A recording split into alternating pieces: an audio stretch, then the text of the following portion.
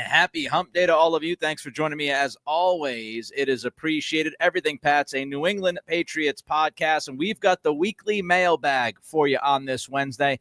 In this week's mailbag, questions were provided by my Patreon members, so you can check out the Patreon that I do the last couple of days, cranking out the Celtics content. So if you like what we do with the Patriots here, you could always check out my Celtics, Bruins, Red Sox content at that Patreon. Also some other fun things that we do. You can check it out, patreon.com/Nick Cattles, Cattles. All right, let's get started with Linda.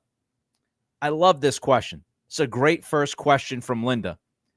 Which members of the staff do you think have the most to lose or gain given their positional responsibilities and reputations within the league? So looking at the coaching staff, which members of this coaching staff do I think have the most to lose or gain given their positional responsibilities and reputations within the NFL? Again, great question. I'm going to start with Doug Marrone. Doug Marrone's been around for a long, long time. And some say that Doug Marrone's ability to develop young offensive linemen has been over-exaggerated. That they don't believe that Marrone can take young offensive linemen and consistently develop them. And when you think about the Patriots, of course, we think about this offensive line. There are so many young guys. We're talking about Will Campbell and Jared Wilson. I mean, we can go down the line. We know all of them. Marcus Bryant. There are a number of young offensive linemen on this roster that we certainly hope will develop over the next 12 months, and that's going to fall on Doug Marrone. And he has two assistants with him. He's got Jason Hoteling and Robert Kugler.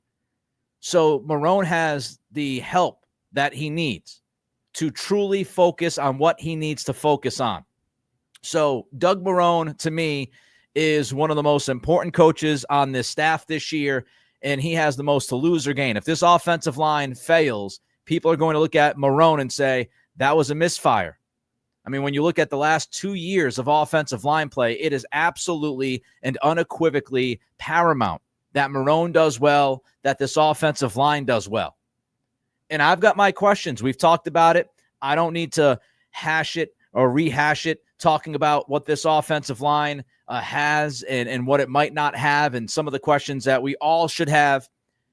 There are questions up front, and it's going to be up to Marrone to figure it out. Another coach that I think has a lot to lose, has a lot to gain, is Todd Downing. Todd Downing has never been a wide receivers coach. He has certainly never been a wide receivers coach at the NFL level. And when you think about the wide receiver room, much like the offensive line room, there are questions. You start with the young players. Just like the O-line, you look at the young receivers. Can Todd Downing get the most out of Jalen Polk or Javon Baker if those guys make the team? Does he get anything from them? Can he get more out of Pop Douglas? Can he develop Efton Chisholm? A lot of people talking about Chisholm and whether or not he's going to make this football team. If he makes the team, what can Todd Downing do with Chisholm? Can he develop him into a legitimate NFL wide receiver? And then we look at Kyle Williams, top 70 pick. We know the history here, especially the recent history at that position. So many misses at wide receiver by this team in the draft. It's going to be up to Todd Downing, especially when this season begins, to make sure Kyle Williams is giving this offense precisely what you need him to give this offense. So Todd Downing is on my list, and I'll throw another one out there. I'll throw a defensive coach. We haven't spent a lot of time talking about him, but how about Justin Hamilton? And I wonder how many people watching and or listening to this episode even remember who Justin Hamilton is. Justin Hamilton is your cornerbacks coach. And he's going to be replacing Mike Pellegrino, who I thought was a very good coach. One of the moves with this coaching staff during the offseason that I was nitpicking about was the idea that Pellegrino is no longer here. He went to Buffalo, I believe, and Pellegrino had done a great job with the cornerback position over the past few years. So Hamilton replaces one of the best coaches this team has had, and I think that's a big question mark. It's the first time that Hamilton is a positional coach at the NFL level. He's been an assistant positional coach, but this is the first time that he is going to run a room. That is always a question if a guy can do it before he actually proves he can do it. Cornerback expectations, they're through the roof. Everybody expects Davis and Gonzalez to be a fantastic tandem, so that has to actually bear fruit. And then who's going to be the third cornerback? Is it going to be Alex Austin? Is it going to be Marcus Jones? Is it going to be somebody else like Dial or Bolden? It's going to be up to Justin Hamilton to prove to everybody who should be that guy by his decision there. So Justin Hamilton is also a very important coach on this staff that could lose a lot or gain a lot. And maybe sneaky, Josh McDaniels. Might be able to look at Josh McDaniels just because the development of Drake May. Everybody looks at McDaniels, or a lot of people look at McDaniels and say, oh, he's just a result of Tom Brady. Even though we can go through some of the other quarterbacks he's worked with, everybody will go back to Brady. If McDaniels can take Drake May, who I think is very moldable, quote unquote, if he can take May, and May has that next step in his development, and then you look towards 2026 and you feel really good about May making that gigantic leap, McDaniels will get a lot of praise, and he should get a lot of praise. So McDaniels, he's going to be handling, along with Ashton Grant, but I think it's mostly going to be McDaniels, he's going to be handling May. And that is obviously pivotal for the organization. All right, let's go to Terry. Terry's up next. What specific areas of the roster do the Patriots need to address most urgently to become contenders again? Contenders. Let's start with left tackle. Will Campbell has to prove that he's a left tackle. He has to prove that he's at least average, if not above average, in that spot. If he doesn't prove that he's a starting left tackle in the NFL, they're going to have to address that spot, and we're going to be living that moment again when you get to the offseason trying to figure out who's going to play one of the most pivotal positions on the football team. We don't want to go through that ever again. I don't want to go through the annual nightmare of trying to figure out who's going to be the left tackle. So the first step to me to contender outside of Drake May, because it all starts with Drake May, he's got to be the guy. If May's not the guy, it's a mess. Beyond Drake May, I go to Campbell. Because if Campbell doesn't step up, if he doesn't prove himself, we're going to relive that left tackle nightmare. I don't want to go through that. Then next up on my list would be an alpha wide receiver. I'm talking about a true number one guy. Think Jamar Chase. Think Justin Jefferson. Think A.J. Brown. Think Tyreek Hill before last year. I want to look at the wide receiver that is the number one receiver on this team by 2026 and say to myself, he's an alpha. He's the guy. He would be a number one or a 1B on any other team in the NFL.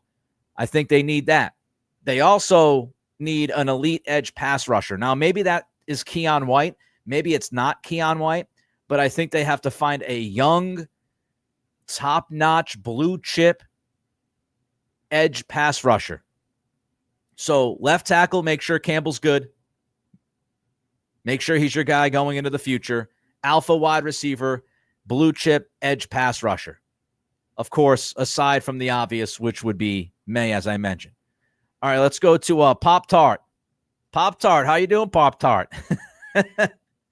This is an interesting question. I thought there were a lot of really good questions this week. This one's a good one. If the Krafts, I want everybody to think about this hypothetical. If the Krafts went with Ben Johnson over Mike Vrabel, what do you think the biggest differences would be with the Pats at this moment in time? I would start with the offensive staff. If Ben Johnson was the pick, Ben Johnson would be calling the offensive plays. Ben Johnson would be running the offense from top to bottom. He would have brought a lot of guys, I'm sure, that he's worked with in the past. He's done that in Chicago. So I think you look at the offensive staff. Josh McDaniels would not be here. I don't think Thomas Brown, although maybe Thomas Brown would be here, but I doubt it. I doubt Thomas Brown would be here. And who knows what else, this staff, as far as, personnel at not only tight ends coach and passing game coordinator, but all the way down the line. Who's your wide receivers coach? It's probably not Todd Downing. So I start with the offensive staff. That would have been different. Free agency would have been much different. Think about the guys that the Patriots signed in free agency. A lot of them had some kind of connection to this coaching staff. There were guys from Tennessee. There were guys from Vegas with Josh McDaniels. There were guys from Detroit. You brought in Carlton Davis, who was on that Lions defense where Terrell Williams was last year. So just think about how many of the defensive free agents that they brought in had some kind of connection. And it didn't only, end with the defense. You can look offensively as well, how many connections that these guys had. Stephon Diggs has a connection with Todd Downing from their time in Minnesota. Josh McDaniels has a connection with Matt Collins from their time in Vegas. So you can go up and down the line of these free agent signings and find a connection to almost every single one of them on the staff. So if it was Ben Johnson and Ben Johnson's staff, I would just have to imagine that a lot of the free agents that were signed would have had connections to that staff. So different staff, likely, very likely different free agency class. I don't think Harold Landry is your first signing, for example, if it wasn't for the history between Landry and Vrabel to go along with Williams. I would also say it's possible. I don't know if it's likely, but it is certainly possible that more money would have been spent on the offensive line. Look at what Chicago did. Chicago was very aggressive on the offensive line. They were aggressive in the trade market. They brought in Jonah Jackson. They traded for Joe Thuney. They gave some pretty big deals out. So they might have been more aggressive on the offensive line than the Patriots were. Maybe they would have been willing to give more money to some of those left tackle guys that we talked about that were free agents. Maybe they would have pulled the trigger on a Thuney trade if it was Ben Johnson and not Mike Vrabel. Maybe they would have pulled the trigger on a Jonah Jackson trade, even though I find that less likely because you had Owenu. But I think, you could look at what Chicago did on the offensive line and say, well, you might have seen a little bit more aggression filling some of those holes. Less involvement on the field during practice. I don't think Ben Johnson would have been as commanding of a presence on the practice field as Vrabel has been. I don't think Johnson would be as hands-on. Offensively, he will be. But Vrabel loves having his hands in everything. He loves getting involved with special teams and offense as much as he loves getting involved with the defense. So you'd have a head coach who was less hands-on than Vrabel is. And you would probably have more turnover in the front office.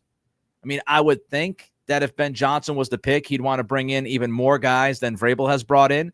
From what we know, Vrabel has really only brought Stretch and Ryan Cowden in with him. The other hires have been Elliott Wolf hires. Promoting from within, and then also the hiring of Alonzo Highsmith's son to a premier position. And obviously Highsmith has the connection with Wolf. So you probably would have seen more new faces in the front office. All right, we have more questions for you, but don't forget, before we continue here with the mailbag on this Wednesday, to help us out, click that thumbs up if you're watching, whether it's live or on demand. More likes means more eyeballs. Help us out. Don't forget to throw comments in. Love the comments. Love all of them. I see a bunch of them. Terry says, Nick did not say, but I asked our AI bot at work for a good question. Not too bad. Yeah, I try to trim some of the questions for brevity. But yes, it was an AI question, which scares me that AI is taking over this pod. So don't forget to like. Don't forget to comment. Don't forget to subscribe. Trying to get to 7,000 subscribers. Help a podcaster out. Mr. Snoopy, $2 super chat. Thank you. Why don't Vrabel bring Corey Davis in? He drafted him. I'm trying to think of who Corey Davis is. Is he the wide receiver? I'm trying to remember off the top of my head. Corey Davis. Yeah, he was a wide receiver. I don't know. He's 30. He hasn't played since 2022 in the NFL. So, I would say lack of interest. I would say they think they have better options. But thanks for the question, Mr. Snoopy. It is much appreciated. All right, let's get to the next question. Don't forget to like, comment, subscribe. Don't forget to follow as well and rate and review at Spotify and Apple Pods. All right, next up is Greg. Greg just walked in and said hello to Patriots fans. I got Greg's question up next here. From Greg. Right now, with what we know, if you could go to any Patriots game this year, which one would you pick? Money is no object. Well, me, the game I would want to go to, Tennessee. I would want to go to the Tennessee game. And not because I think it would be a great game. You start with Nashville. I've been in Nashville a couple of times, have not been there for quite a while, though. I think it was like 2017. It's been 7 or 8 years since I've been to Nashville, and they've built all sorts of new bars on Broadway. So I haven't been there since a bunch of new country bars popped up. I loved it. I loved hanging out in Nashville. To me, it was a cleaner New Orleans. No disrespect to New Orleans, but Bourbon Street can get a little bit nasty late at night / early morning. I've been in New Orleans a couple times as well. So the Tennessee game, because you start with Nashville, I think Nashville is a hell of a city to hang out in. You know, you could go there on a Thursday. I don't know if Tennessee, I think I looked this up. Is Tennessee football? I've got to look at Tennessee football, and I don't know why everything else is coming up. Tennessee softball, and I believe Tennessee football has a game that weekend. If Tennessee football has a game, then that's even better. Because you could go down to Nashville and, you know, say you go down to Nashville on a Thursday and then you hang out on Thursday night, Friday night, Saturday. You can go to a Tennessee football game. Trying to see. I don't know. They might have a home game. They might not. I think they do. But if they had a home game, you could go to the Tennessee home game, which is, you know, big SEC stadium and stuff like that. That would be cool. So just the environment in Nashville would be awesome. My old boss lives there. Hi to John Shambi, who probably not watching this, but my old boss lives there, so I could catch up with him and his wife. The Patriots have a really good shot to beat Tennessee because Tennessee's not really good, so you could go to an away game and actually have a chance to watch them win. I would love to be in Nashville that weekend to try to get the vibe of how Tennessee Titans fans feel about Mike Vrabel. I would just love to be in the stands. You know, do they love him? Do they adore him? Do they hate him? Are they mixed? So I would love to be down there to kind of hear the local sports radio and, you know, try to get that feel for Vrabel. And you get to watch the number 1 pick of the draft, Cam Ward. So that one, but it wouldn't be as bad as well. All right, Greg Fields jumps in, $10 super chat. Hey, good question from Nelson. Who would have been your surprise cut, or who would be your surprise cut? I feel like the Anthony Jennings thing is not really a surprise anymore. A lot of people are talking about that now over the last week or two. Surprise cut.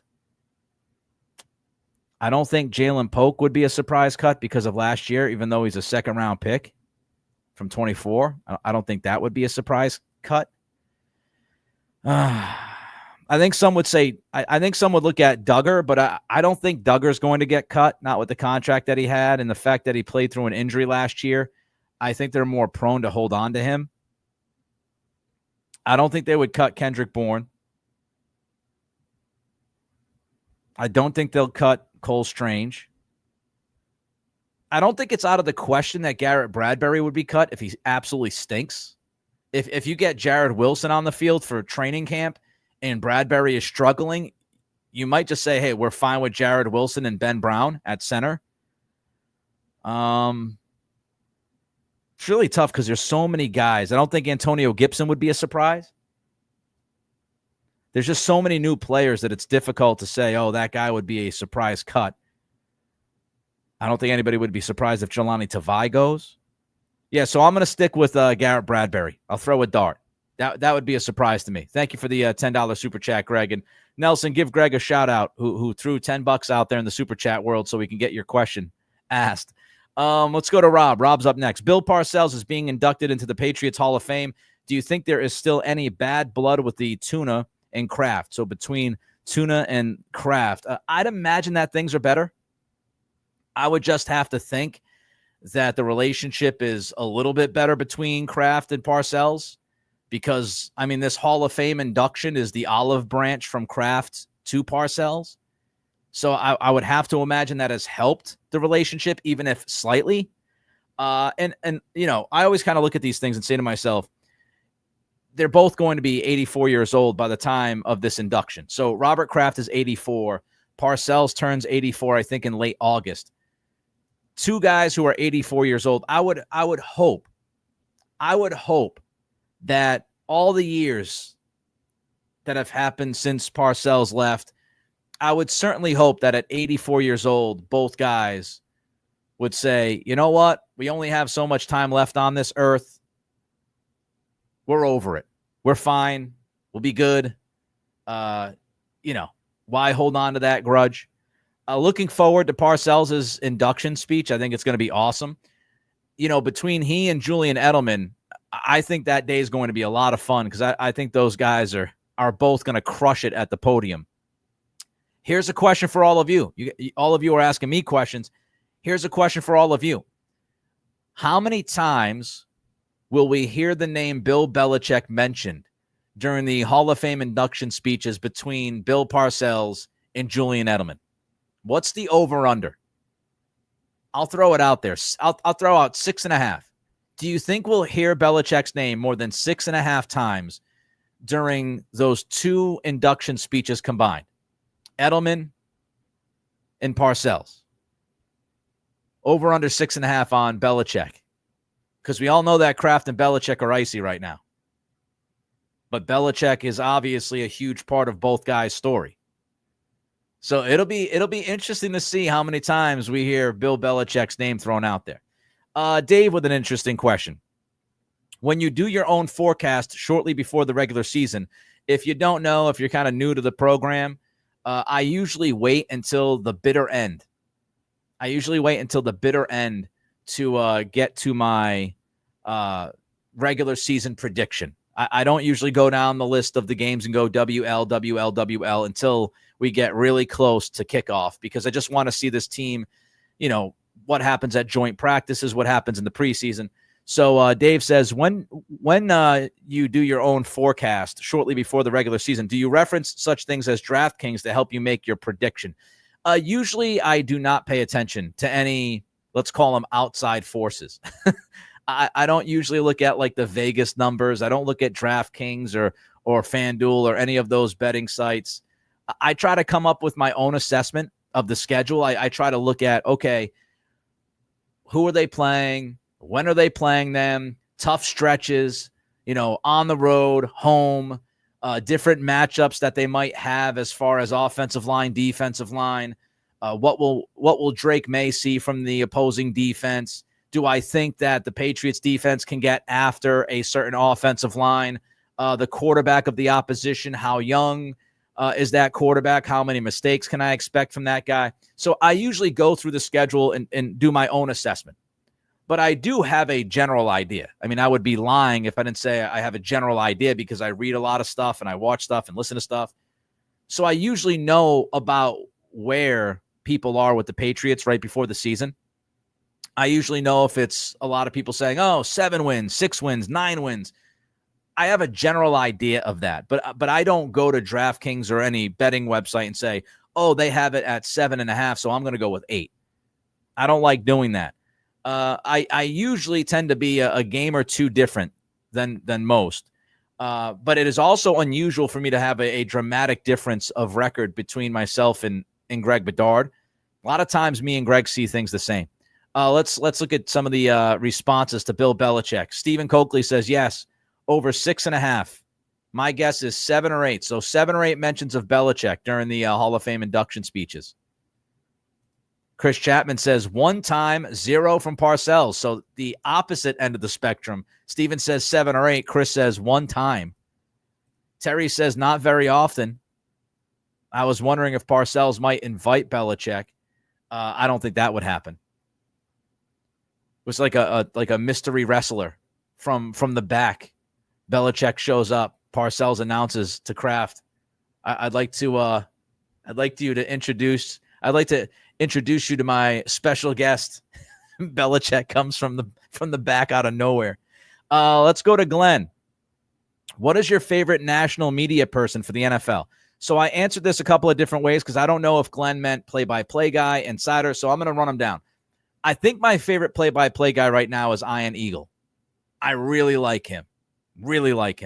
Color commentator, I think Aikman is really good. Greg Olsen is really good. So probably one of those two guys.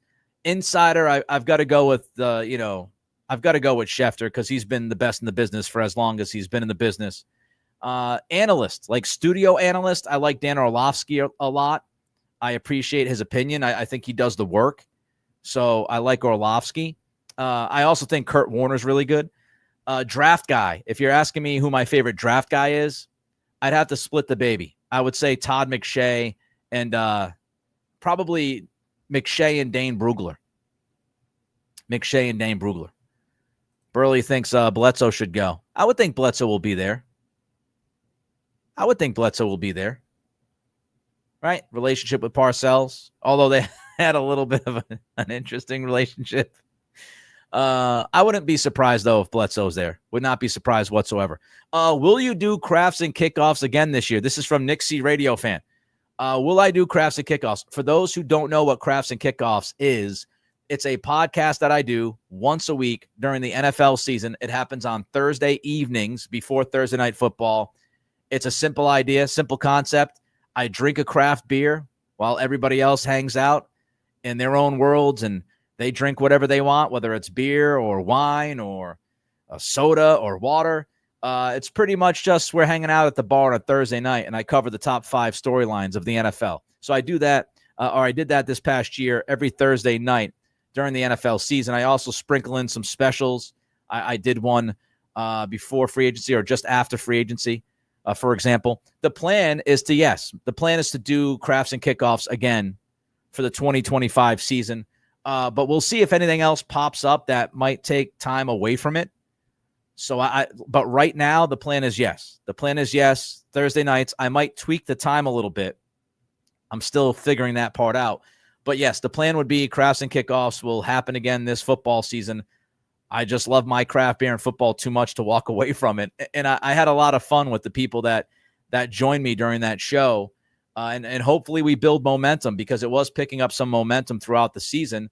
And it's a little bit more laid back. Again, I got a drink in my hand. We're hanging out. So maybe a tweak to the time, maybe another tweak possibly I'm thinking of doing.